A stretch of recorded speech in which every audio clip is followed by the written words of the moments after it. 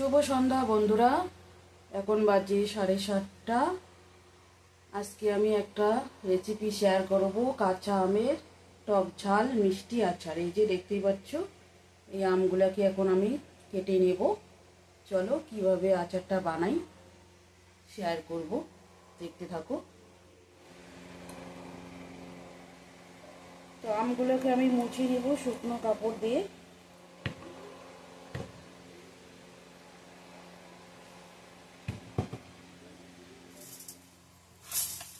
সবটাই দিলাম।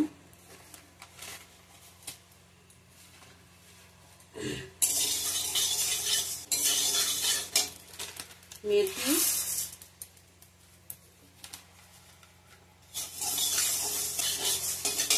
পাঁচফোড়ন,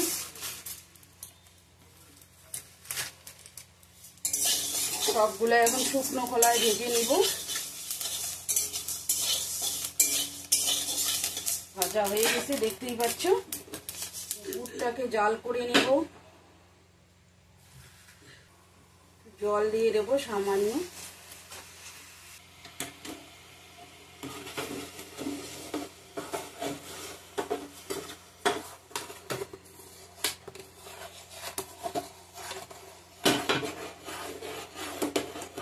হয়ে গেছে গুলিয়ে নেওয়া গুড়টাকে। শুকনো লঙ্কা দিয়ে দিলাম, পাঁচফোড়ন,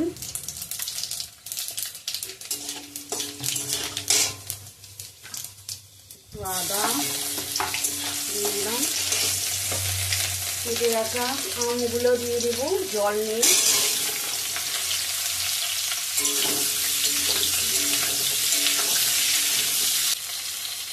লবণ দিয়ে দিলাম একটু, হলুদ গুঁড়ো,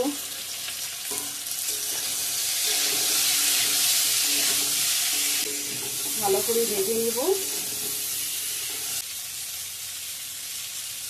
হাফ চামচ লঙ্কার গুঁড়ো,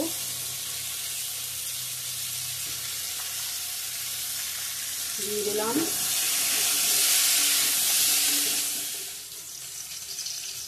গুড়টা দিয়ে দিব, ভেজে নেওয়া হয়ে গেছে।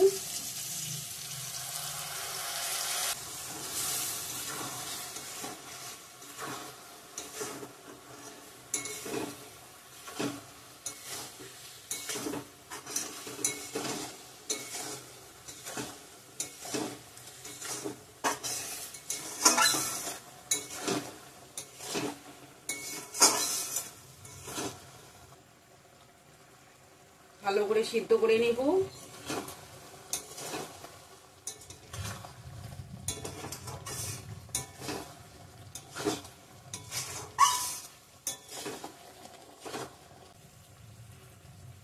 দেখতেই পাচ্ছ আমটা সিদ্ধ হয়ে গেছে বন্ধুরা, কতটা নরম হয়ে গিয়েছে।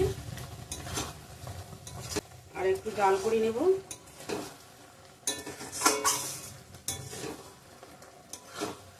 সিদ্ধ হয়ে গেছে আমটা, দেখতেই পাচ্ছ। গুঁড়ো মশলাটা একটু করে দিয়ে দেবো এখন, ভাজা মশলাটা শুকনো খোলায়। সুন্দর সিদ্ধ হয়ে গেছে, একদম নরম।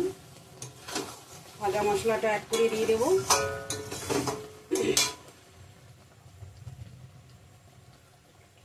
আধ ভাঙা করে নিয়েছি।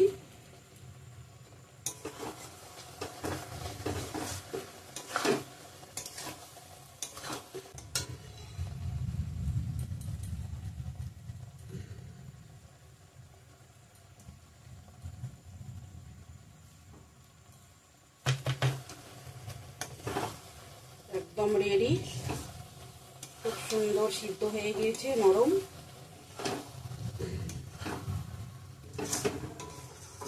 ফাইনালি আমার ডান টক ঝাল মিষ্টি আচার।